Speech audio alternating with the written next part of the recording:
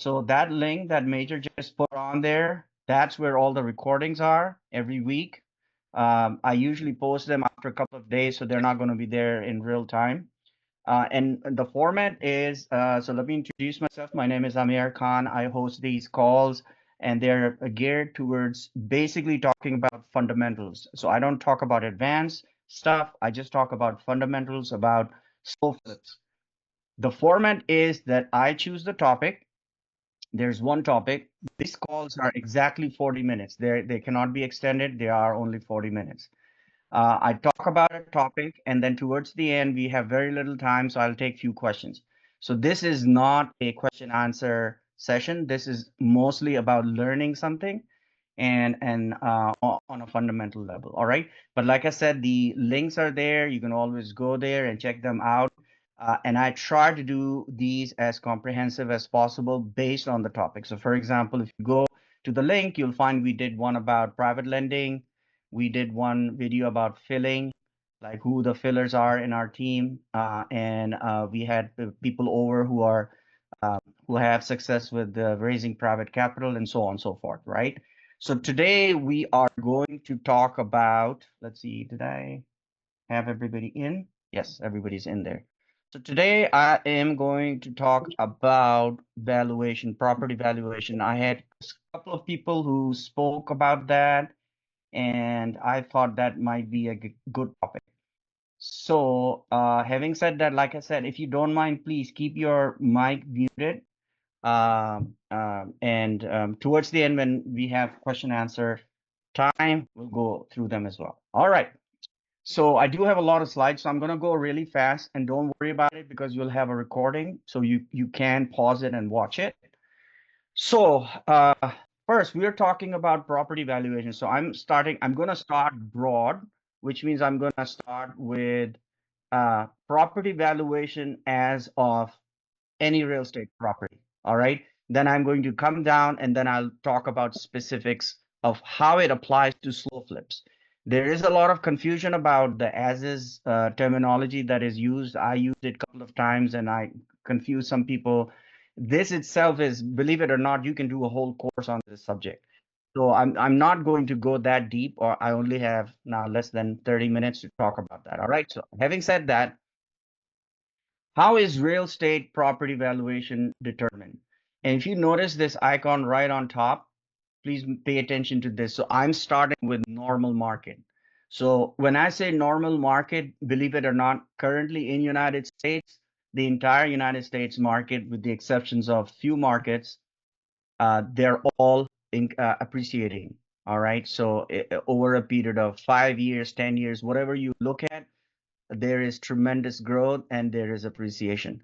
So that's what we are calling about normal market. A good example of an abnormal market where we're completely nothing was working was, of course, when we had COVID-19, right? And obviously a lot of things were not normal. But a normal market in the United States right now is a growing market.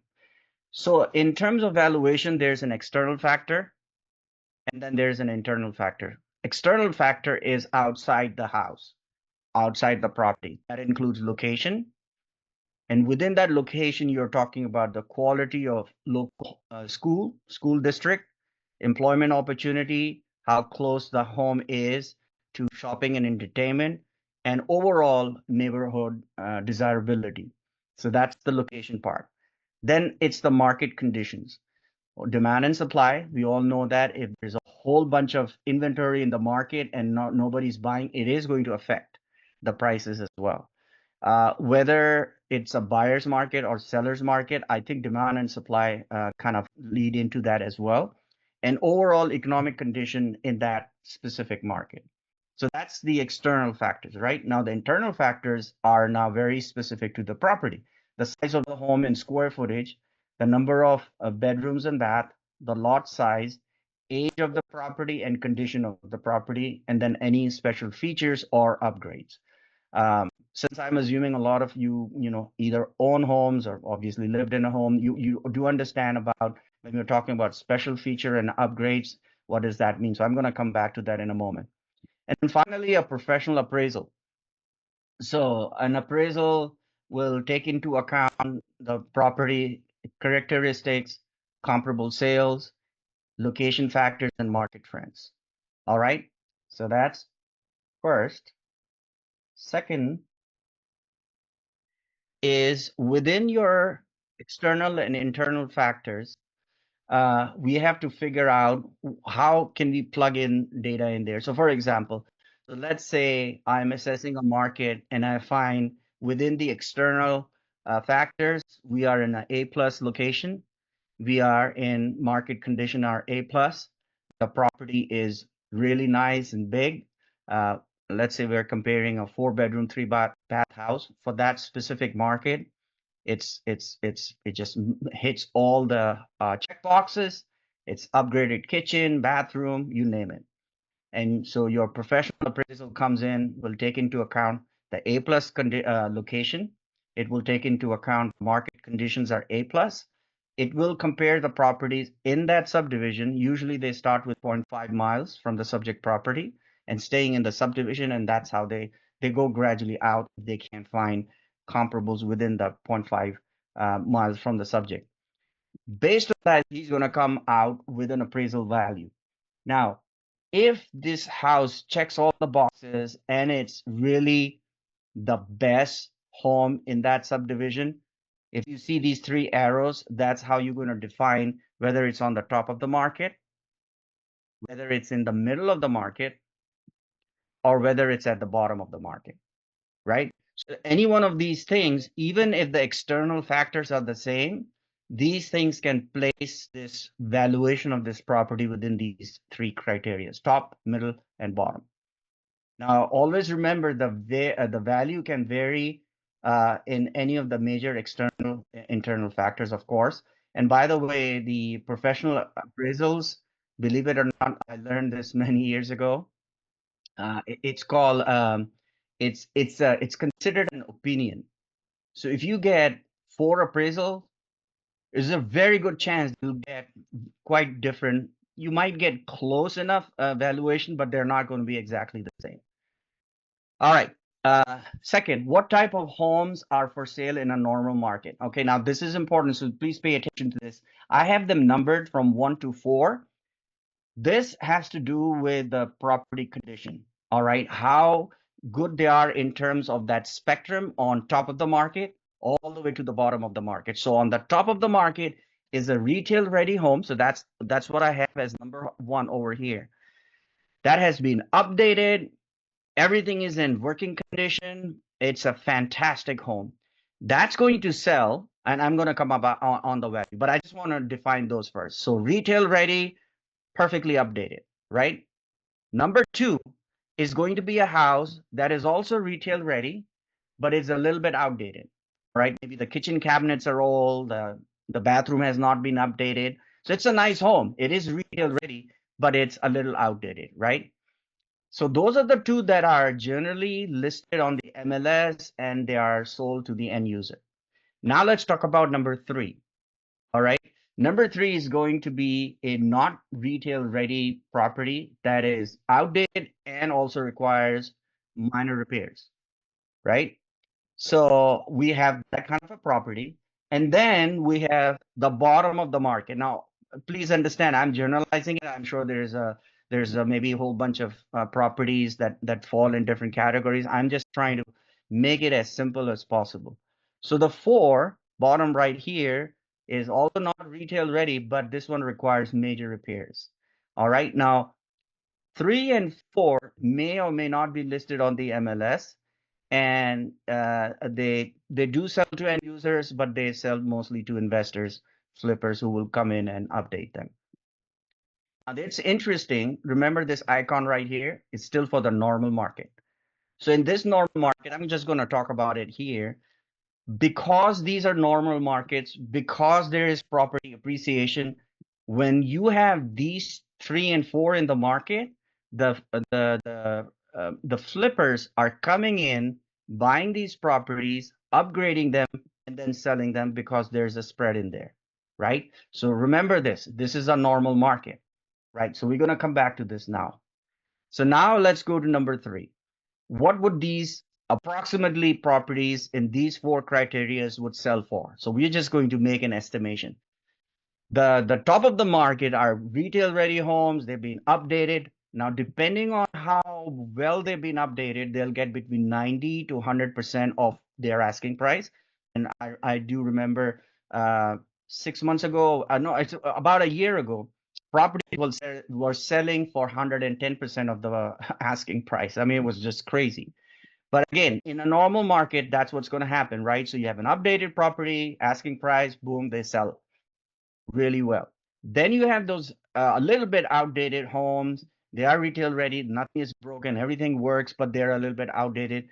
They will have to discount their homes, right? So they're going to sell between 80 to 90% of their asking price. Then you have three and four. That's where it gets interesting because it depends on how outdated they are, how many repairs they're needed.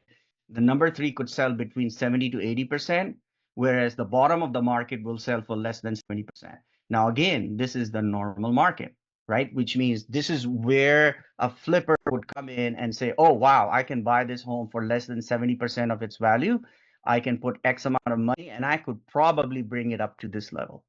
Do you see that? So that's the normal market. Now, let's go and talk about what are the major assumptions of a normal market. So I pulled some of this data and somebody asked me, by the way, so for your reference, these are the sources where I got this data from. Overall, looking at the market outlook in the United States over the last 10 years, the US housing market has experienced substantial growth. You're talking about home values have grown 100% over the past decade. So CoreLogic is one of the companies that collaborates and brings in data from the entire 50 states, and they are showing tremendous growth. But listen to this: as of early 2024, the average from previous year of just $500,000. By the way, on your right, this is interesting. These are the largest, the cities with the most significant growth in their valuation. And I found that pretty funny. If you look, the number one city on that list is Detroit, Michigan. And I find that really funny because uh, we all know Detroit is one of the cities that had seen so much decline over the last 2 decades. But basically, it's Tampa. I'm in Dallas, and I can attest to that. There's a huge increase in valuation. But these are all the cities, and so that's for your reference. All right. So now let's talk about slow flip market. Now let's talk about the declining market. Some of the newbies who come into our program, even though they go through the module, they still are not sure or they're confusing where we are buying as a normal market. We are not buying homes in the normal market, or at least we shouldn't be, right? Because if you're buying in a declining market, your external factors would be it would be a D minus location. Your market conditions are going to be D minor. Your property is going to be really old, and these are just some numbers I put in there. It's generally going to be an older home. It's going to be a smaller home, 2 bedroom, 1 bath, and it's going to be a really old home, as old as 1900, and it would need repairs. All right. So what are we talking about? We are talking about the bottom of the market right up front. That's what we're talking about, right? So if a appraiser was to do an appraisal on this, he'll do the same thing. He'll take into account what the location is in terms of a factor. He's going to take into market condition as a factor, and then he'll find the comps and come up with a value, right? Okay, so now let's do the same thing that we did for a normal market. Remember, the icon top here is for a declining market. In this market, where we're specifically talking about, there will be these homes, but there'll be less of these homes because generally, this is just my opinion. Again, I'm estimating these things. There's no hard science.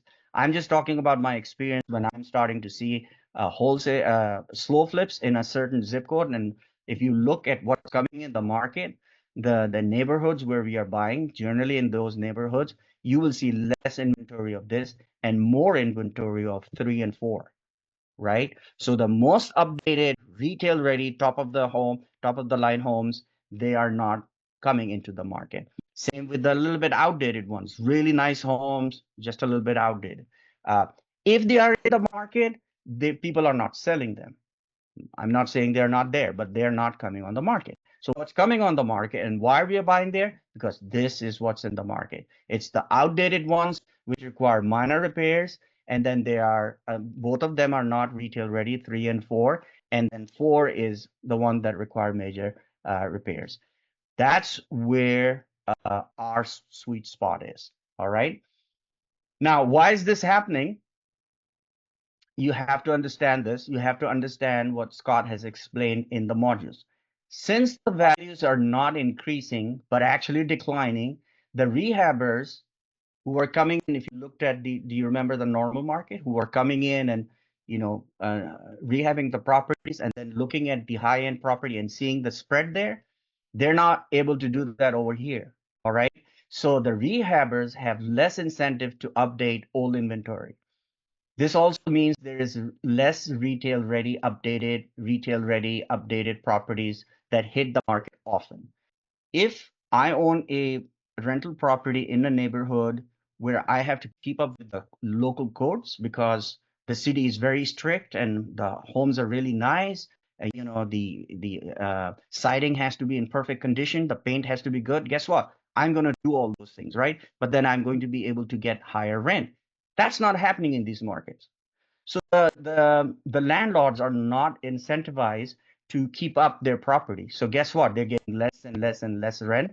And guess what? Some of these landlords lose their properties. They don't want to be landlords in these neighborhoods. That's again our opportunity to come in and buy. I bought property. At least I bought 2 or 3 properties from old landlords who just didn't want to be a landlord in these zip codes, in these areas where it was a declining market. All right. So again, we are only talking about valuation. So if you were to look at the valuation factor, again, I'm not talking about those because those are not what we are going for. We are going for the 3 and 4. So the not retail ready, outdated minor repairs are selling for between 50 to 65% of the valuation, that whatever their value was, or down to less than 50% of what they would be valued at, right? Um, okay, so all right, so now overall assumption of a declining market.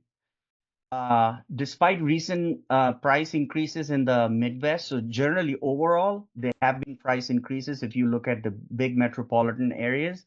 But relatively, the housing is very affordable in the Midwest. And that's one of the reasons why we're also investing there. There is generally a low inventory, but here's the challenge. Despite recent positive trends, many Midwest cities have faced long-term challenges such as population decline, which is a big one, and economic struggles. All right. So now let's look at some of the property valuation on the right here. Smaller mid-city, Midwest cities. I happen to have a property in Springfield, Illinois. So if you look at, there's actually an increase in valuation of 26.8%. But guess what? Right next to it is that the growth is slower compared to the other cities across the United States. Do you see that? So there is growth, but the growth is much slower, right? Same with Peoria, Illinois, 29.1%, slower growth. So that's one of the things. That there has been a decline in population. And by the way, here are some trends of the population. So let's now talk about the valuation itself. So again, we are not talking about 1 and 2. Our slow flip model, in our slow flip model, we are focusing on 3 and 4. So uh, I'm going to now use these terms. So try to make it as simple as possible. So in a normal market, if you remember, the top of the line sells for full market value, right? So that would be the number one, full market value. And then I'll have something that is outdated, but nothing compared to the top of the line. Then I would call that full market value as is value, right? So full market value, but as is value. Then I would have partial market value as is value, and then below market value as is value.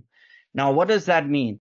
That means that if this home sold for, and I'm talking about now area that we would invest in, which is slow flip market.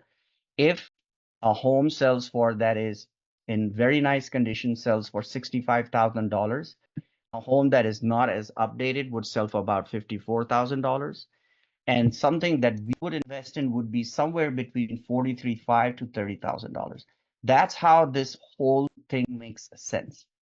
Otherwise, the $30,000 does not make sense. All right.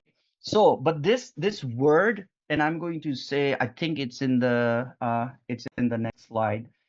So partial market value or as is value. Homes are generally nicer in condition, like I mentioned, but outdated overall, generally okay condition, does not require any major repairs or update.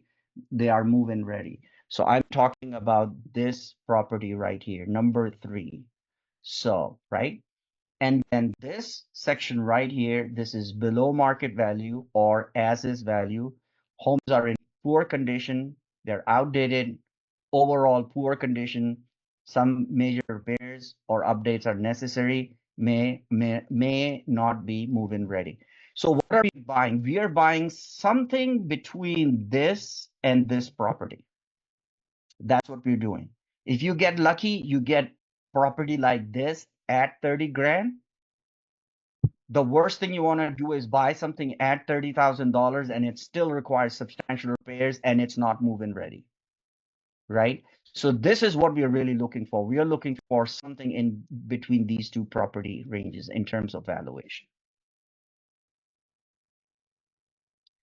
All right. So now the question is, how do we go from where we are buying a property on a as is or a as is value basis to a after repair value or after repair ARV, right? So because what's going to happen is when you sell a property, you're going to have to make some estimates.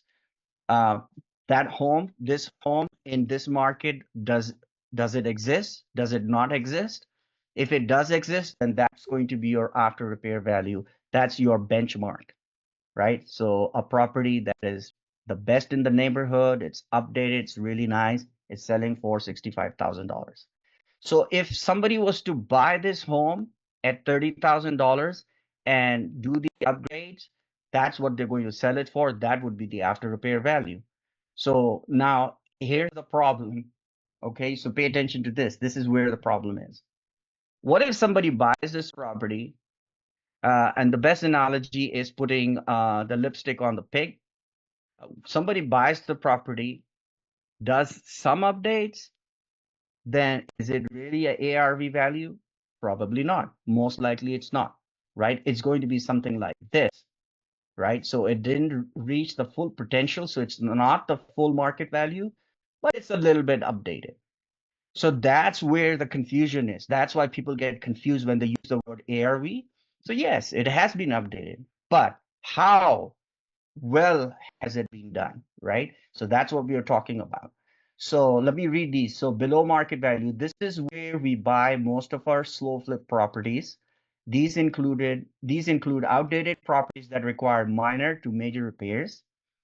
Value other than full market value. Any property that is not in best condition, not updated, and not par to comparable retail ready property, that is this one right here, that sell for full price, can be considered as in condition. As is, I'm sorry, that's a typo. It should be as is condition and will always sell for less than those properties.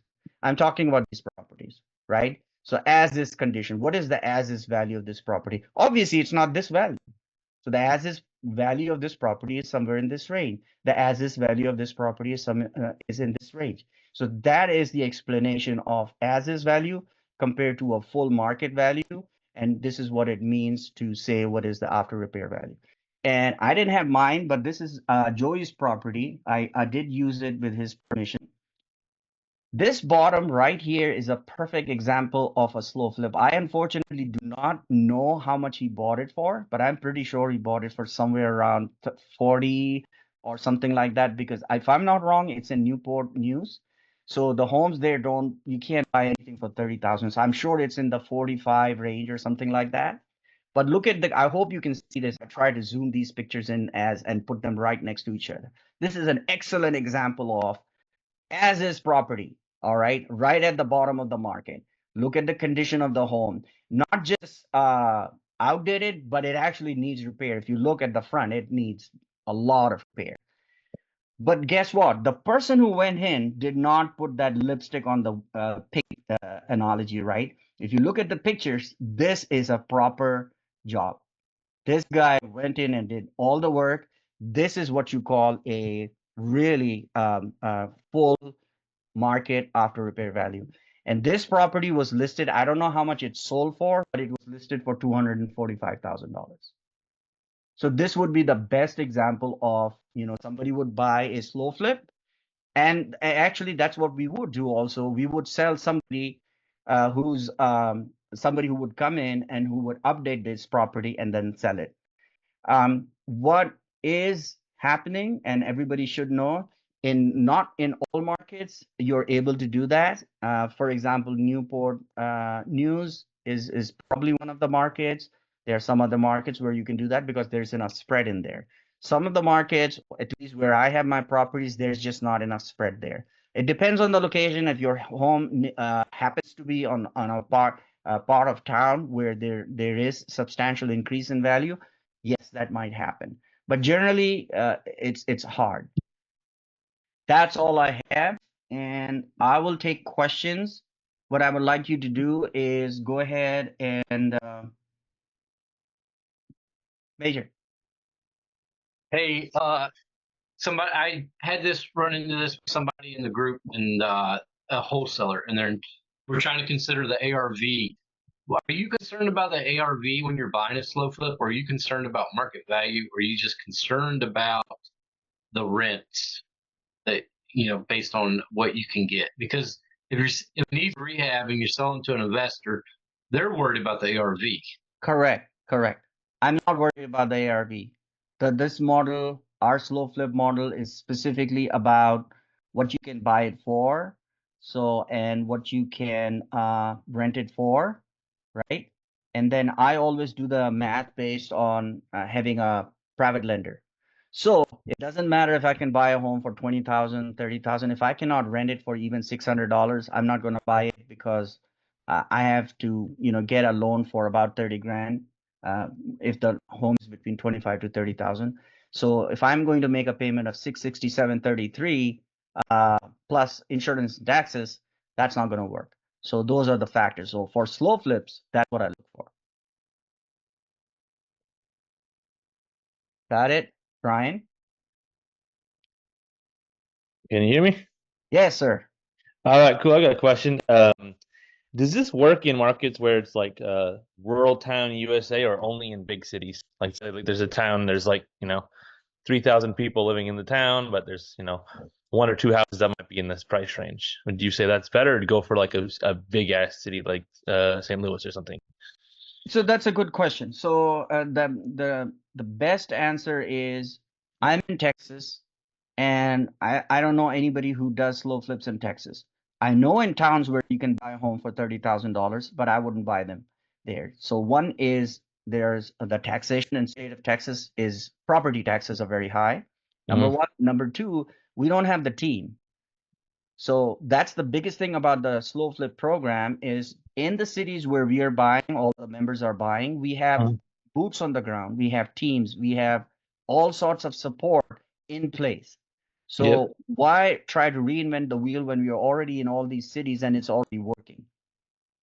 Yeah. I mean, for me, it was just like, is there too many slow flippers from our group in certain cities? Like, if everyone says go to these big cities, like, is it oversaturated, No, no. You know how many I, I did a call. So if you look at some of the old calls that I did, just so that you can put numbers out there and you can figure out that how big these cities are, what the Mhm. inventory is. Even if you are buying homes every single day, every single member in every community was to buy it, they still won't run out. So I mean, we're talking about a very big, and I'm not talking about one city, I'm talking about several cities. Yeah, I gotcha. Yeah. And they're not saturated. Don't worry about that.